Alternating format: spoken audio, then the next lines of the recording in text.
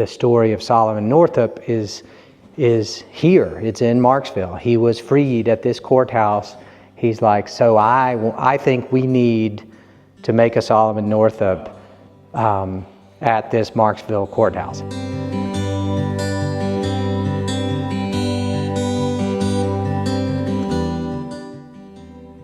Murph and I have found ourselves yet again in good company with Wesley and Odyssey Wofford in their mountaintop studio in western North Carolina. Murph and Wesley got an opportunity to discuss what it means to emblazon historic figures and massive monuments that will stand the test of time. This conversation provides such profound insight into the process of creating and honoring those people who came before us and accomplished great things. We're grateful to have the opportunity to share it with you all. Thanks once again for joining us on Hometown Chronicles USA.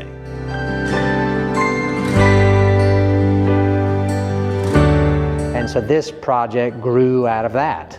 And it's the same sort of organic, like they formed a small committee. They got the DA and a local business owner and a local pastor, and they ended up recruiting a descendant. So they have a great committee, and I mean, we had a meeting on Thursday night because this was finished, and I walked them through the significance of everything.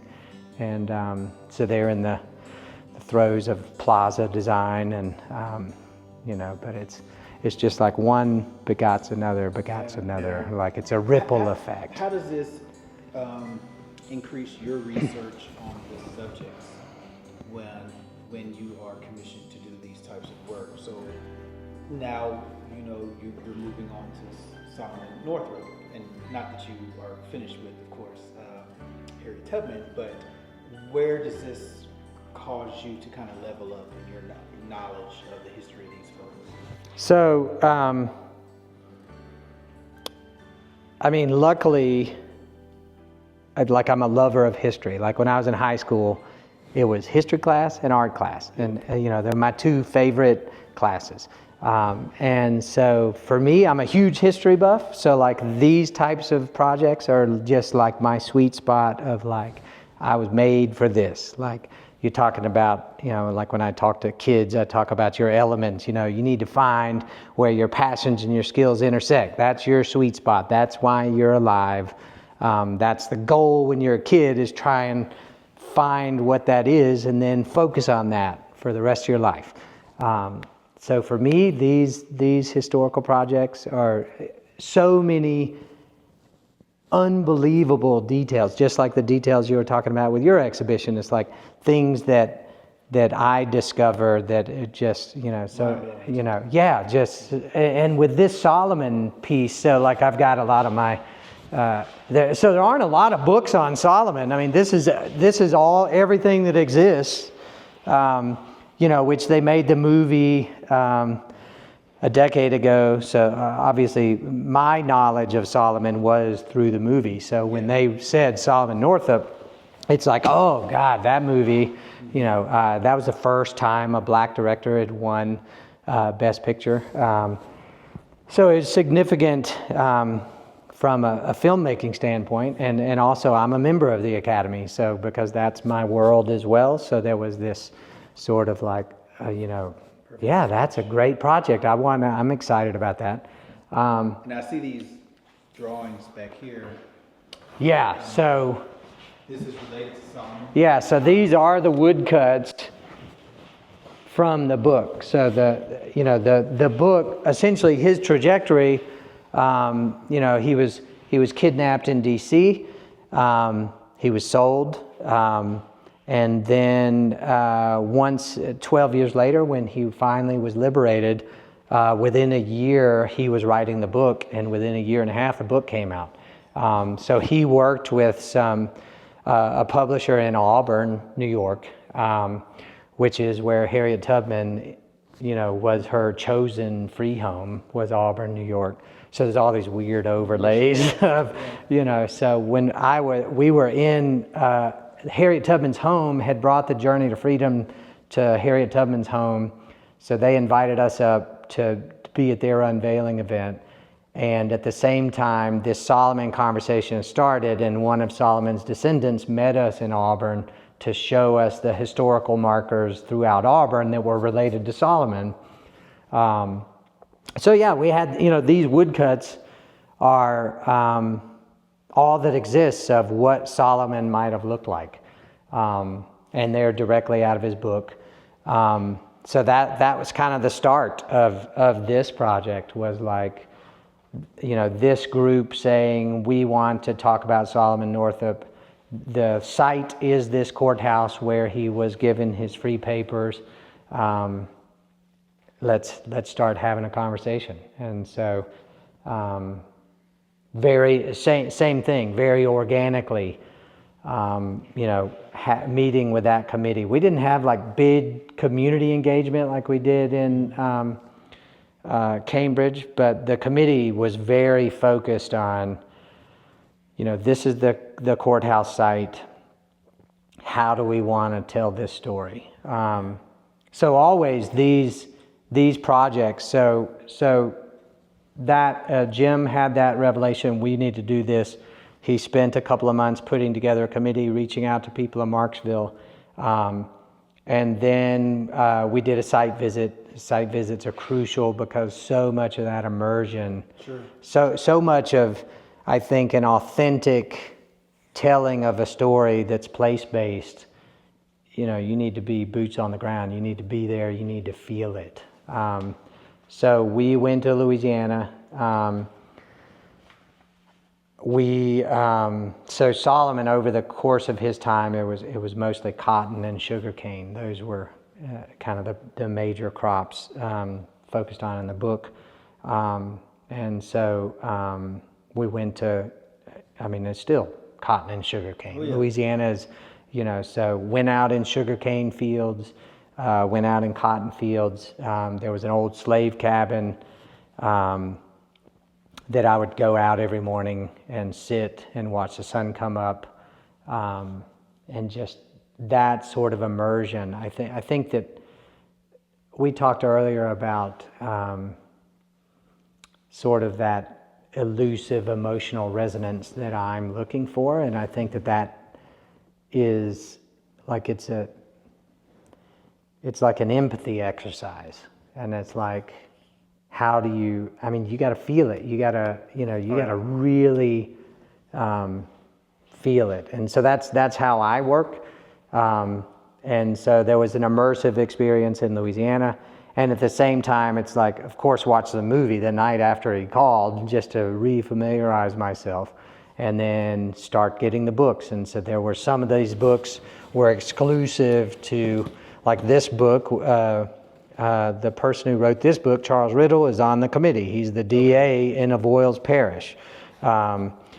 This book was something that was put together after the film came out. They did a Solomon trail, and then they wrote this book to coincide with the release of the film and this Solomon trail. And then there's a couple of versions of his actual book with different commentaries. Steve McQueen wrote in this one, a lot of historians in this one. So I start digging through the books. I start highlighting things that stand out to me. What do I want to talk about? So everything gets highlights, and I cut pages out, and I make big project boards, and I earmark things, and I find things that, and then I start, it's just loads of notes and, like words. So I really focus on words, like, what is your messaging? What do we want to talk about? What kind of, and so I build these word boards, which at this point is just, because I'm at the end of the project, there's just loads of, this is kind of all the project content. So it's just loads of this sort of stuff. People whispering in my ear, committee members sending me notes, and I'm jotting these down and trying to track them all.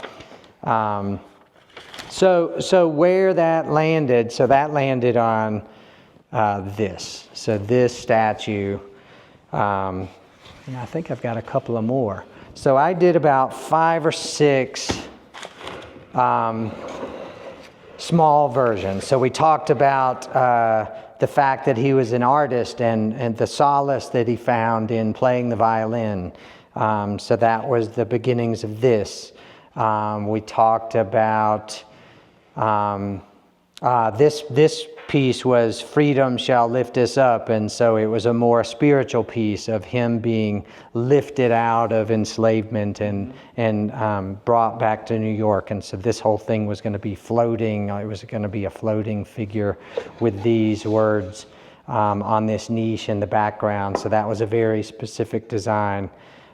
This design was, and actually I've evolved this design, but this was like equal justice for all, and it was two Solomons. It was enslaved Solomon and free Solomon, and now I've destroyed that, and I've turned this into the effects of the legal system on black men versus white men, and the fact that white men hold the keys, but they're blind, which plays on blind justice, and you always see those blind justice things at courthouse, but instead of holding the sword, I have the black man holding the sword, and the white man is just tilting.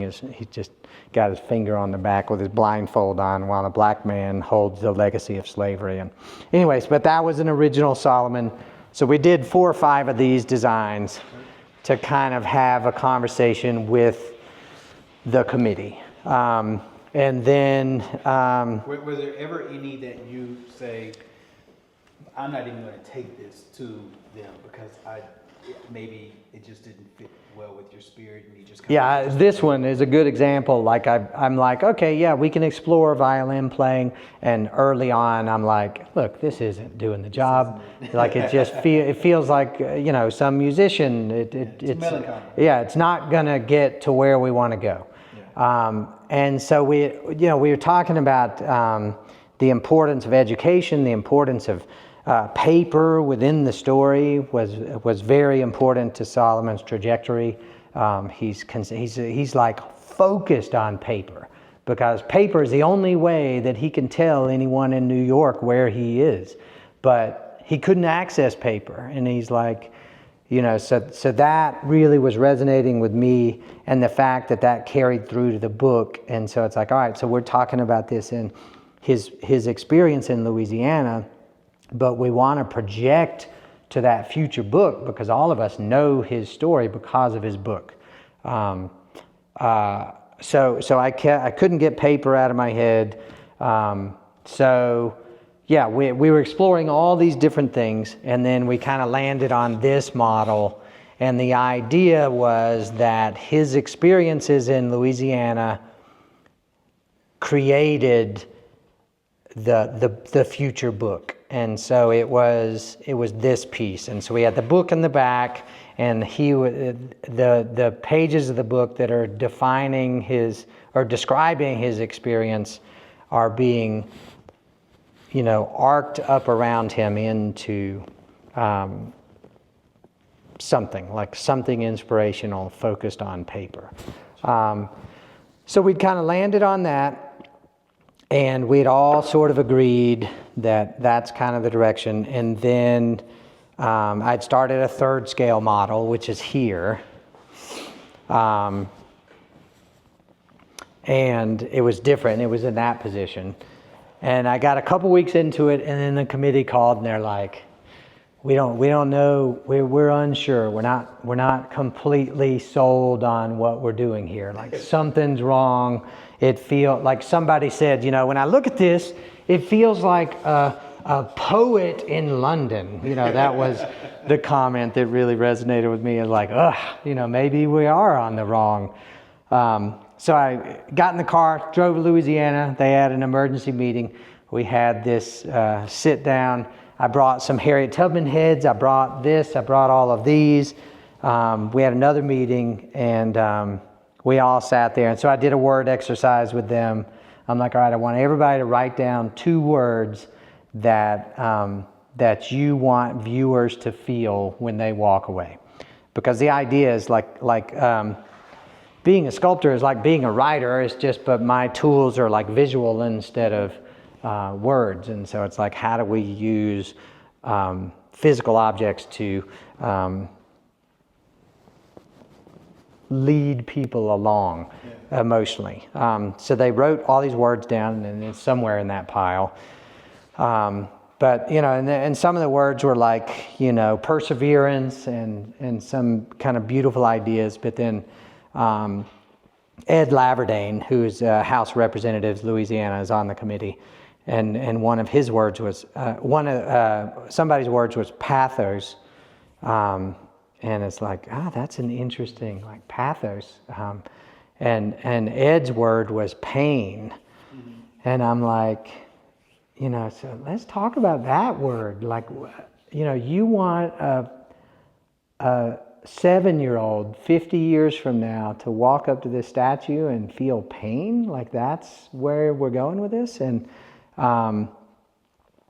he's like, yeah, I do, because he's like, this to me makes it look easy. He's like, and it wasn't easy. He's like, we need to face those painful realities to move forward. Like, if we don't acknowledge it, and they keep talking about like the Holocaust Museum in Germany and sort of their sort of never forget public spaces to remind them we were monsters, and it's okay because we weren't the monsters. They were the monsters, and we're standing on that foundation, and how do we use that to make ourselves better? Which I just think I think Germany really has it. And I think that sort of reconciliation has never happened here. Like, specifically, white people are afraid to say that white people were the monsters. It's like, it's okay. Like, you know, I wasn't a monster. I wasn't there. And you weren't there. You weren't there. It's, you know, like, Origin, the movie that just came out, DuVernay's movie, really touches on that well, I think, about, you know, what are we doing? There's cracks in our foundation. We need to deal with it. We're all standing on it. So that's how we landed at this. So I had this little model. So this is the final. So this is where we landed. So I had this little model there, and I was sculpting with them. Like the pastor, Alan Holmes, and Ed Laverdane, who were the most outspoken. So the committee is a committee of black and white people, which I think is good. That's helpful.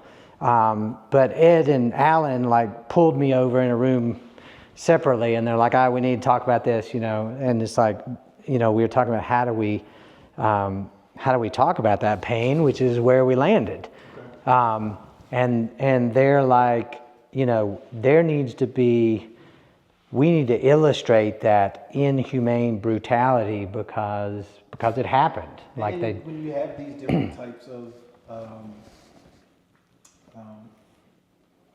you know, entities of memory, you want to also elicit the whole comprehensive things that were happening during the time period, right? Like, pain has to go with it. This man was enslaved and should not have been enslaved. This was an educated man who was able to articulate his freedom, etc., but then was, of course, put back into this system that he should have never been in the first place. Yeah. From a human being perspective. So I think that I love, like when you just mentioned over there, I don't want to have this violin and making it seem as if it was, you know, all peaches and cream. Yeah, exactly. Point, right? It's very whitewashed. Yeah. And so I love the idea of 70 years from now still experiencing what that is, because to your point, when we do look at things related to the Holocaust, it is designed to make you recognize and continue to understand the pain that individuals had to experience. And the only way that you'll be able to, I feel, experience that as a viewer is, you know, you have to go back there, whether it's 100 years from now, 200 years from now, et cetera. Yeah, and it's an interesting dialogue happening in this country right now about, you know, well, you don't want to make little white kids feel guilty, and it's like, but that's the wrong way to have the conversation. That isn't the intent. Like, you know, and I think that's just like a gaslighting technique to just shut down the conversation. But it's like, these are the conversations we need to be having to move past our uncomfortable truths in our collective history. And until we do that, like we're just going to be stuck there. I mean, I think we're stuck there now. Yeah. You know, you look at like the massive strides in the 60s and the fact that that was that long ago. I mean, 70 years ago, and we're still here. Like we're still stuck on it, and it's because we won't just say it. We won't say it like that. And then it's like, yeah, it's horrific and it's painful. And so let's acknowledge it and collectively, white and black say, yeah, it happened and it's awful. And the only way it's never going to happen again is that if we agree that it's never going to happen again. And so for me, like when all that was going down, and I'm a white artist, so like I'm cognizant of the color of my skin when I'm doing a project like this. And, maybe it makes me, maybe a little more sensitive to like how that is perceived to the outside world. I have been attacked for being a white artist. So when all of that was happening, we had, I don't know how much y'all know about the Philadelphia stuff that happened with us, but Philadelphia essentially hired me to make a Harriet Tubman, and then it became, well, you're white and you can't make a Harriet Tubman, so they fired me. So I was that was all at the same time, and so I was real sort of sensitive to these sorts of conversations. How do we have this conversation? But in the end, their voice wins, and theirs being the local people in Louisiana, and they were spot on. I mean, Ed, as much as I was confused by that pain comment at the time, he nailed it. Like we need that. In our fourth and final episode with Wesley and Odyssey Wofford, Murph and Wesley dive deep into the Solomon Northup Monument.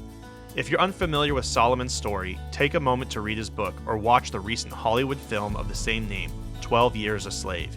You won't regret learning about this man's truly unbelievable life story.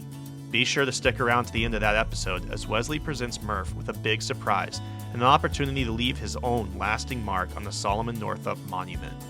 We'll see you again soon right here on Hometown Chronicles USA.